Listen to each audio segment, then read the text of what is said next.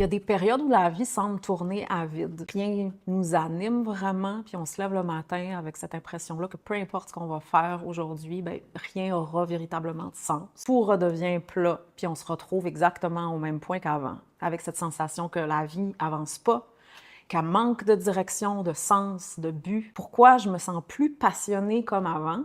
C'est quoi le sens de ma vie, de tout ceci, puis pourquoi j'existe? La plupart du temps, on croit que la solution va venir de l'extérieur, le fait de changer de travail, de ville, de relation, de trouver une nouvelle passion. On se dit que si on trouve la bonne chose, bien, la motivation va revenir, puis que le feu va se rallumer. Mais au bout de quelques semaines, voire même quelques mois, la même lassitude va revenir parce que le vrai problème n'est pas là.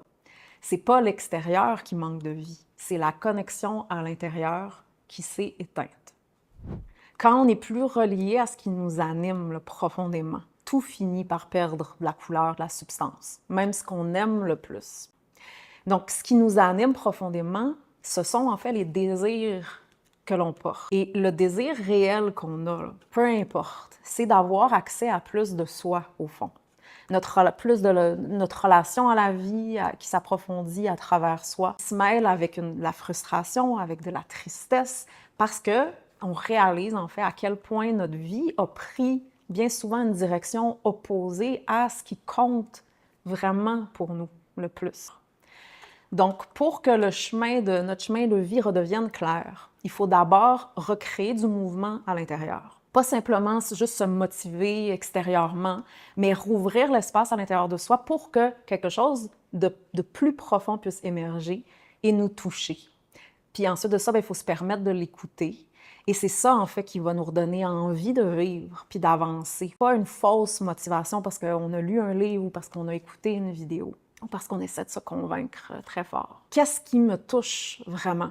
Qu'est-ce qui me fait vibrer? Même si c'est léger, même si c'est une petite flamèche. Puis ce sont ces signaux-là, parfois discrets, parfois plus évidents, qui sont la porte d'entrée vers nos vrais désirs, si on les entretient. Et nos désirs, lorsqu'on leur redonne de la place dans notre vie, dans notre cœur, dans notre corps, savent nous guider mieux que n'importe quel plan déjà tout fait qu'on peut faire avec notre mental. Mais oser avoir des désirs, c'est vraiment exigeant. C'est une des choses les plus exigeantes qui soit parce que nos désirs vont demander de nous que l'on sorte du statu quo qu'on s'est créé. Et la vérité, c'est que le but, c'est pas de forcer d'avoir une vision claire tout d'un coup de toute notre vie là, instantanément.